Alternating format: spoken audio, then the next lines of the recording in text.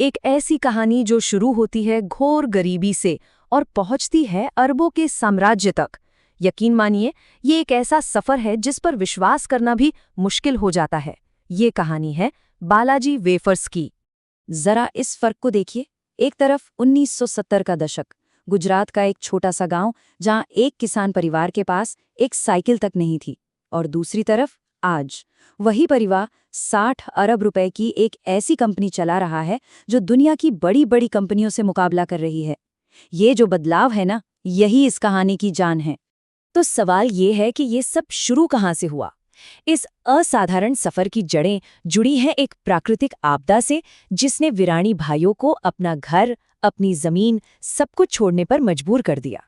हुआ यूं कि जब सूखे ने सब कुछ तबाह कर दिया तो उनके पिता पोपट भाई विरानी ने एक बहुत बड़ा फैसला लिया। उन्होंने अपनी जमीन बेच दी, बेटों को 20,000 रुपए दिए और एक तरह से कह दिया, अब गांव में कुछ नहीं रहा, शहर जाओ और अपनी किस्मत खुद बनाओ।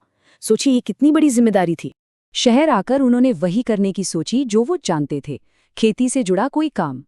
लेकिन तजुर्बे की कमी के कारण खेती के उपकरणों का उनका पहला बिजनेस बुरी तरह से फेल हो गया। पिता के दिए हुए सारे के सारे पैसे डूब गए। अब जब सब कुछ खत्म हो चुका था, जब वो बिल्कुल जीरो पर थे, तब कहानी में एक नया मोड़ आया।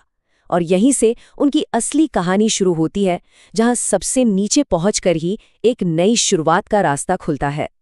चंदूभाई विरानी को एस्ट्रॉन सिनेमा में सिर्फ 90 रुपए महीने पर कैंटीन बॉय की नौकरी मिली, और यहीं उन्हें अपनी जिंदगी का सबसे पहला और सबसे जरूरी सबक मिला। काम पूजा है। कोई भी काम छोटा या बड़ा नहीं होता, बस उसे पूरी लगन और ईमानदारी से करना चाहिए। और देखिए, ये सिर्फ कहने की बात नहीं थी, उन्होंने इसे जी कर दिखाया।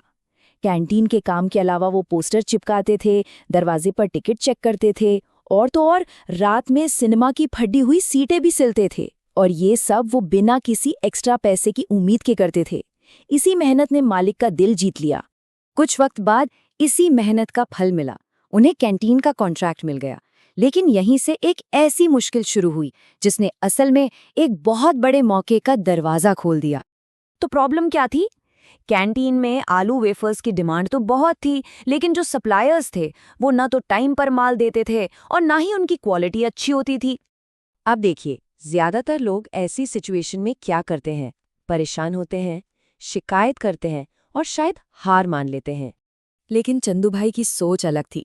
यही उनका दूसरा सिद्धांत सामने आता है। उन्होंने इस प्रॉब्लम को एक अवसर की तरह देखा।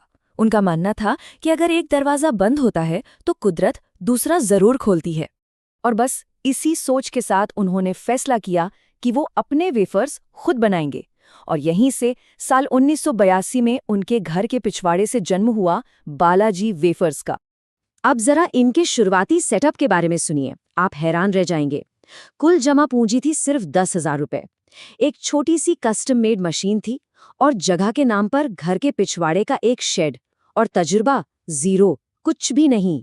उनकी मेहनत का अंदाजा लगाइए। दिन में कैंटीन संभालते और रात भर जागकर वेफर्स बनाने की सही रेसिपी ढूंढते। न जाने कितनी बार फेल हुए होंगे, तब जाकर वो स्वाद मिला जो लोगों को पसंद आया। ये अथक मेहनत और लगन का ही नतीजा था। और एक बार जब गाड़ी चल पड़ी तो फिर उन्होंने पीछे मुड़कर नहीं देखा। 1982 में एक शेड से जो कहानी शुरू हुई, वो 1989 तक गुजरात के सबसे बड़े प्लांट तक पहुंच गई, और 2009 आते आते तो लेस जैसी कंपनियां उनसे सीखने आ रही थीं। आज पूरे भारत में इनके 4 बड़े बड़े कारखाने हैं। तो सवाल उठता है कि एक छोटे से शेड से शुरू हुआ बिजनेस इतना बड़ा कैसे बन गया? क्या राज है इसके पीछे?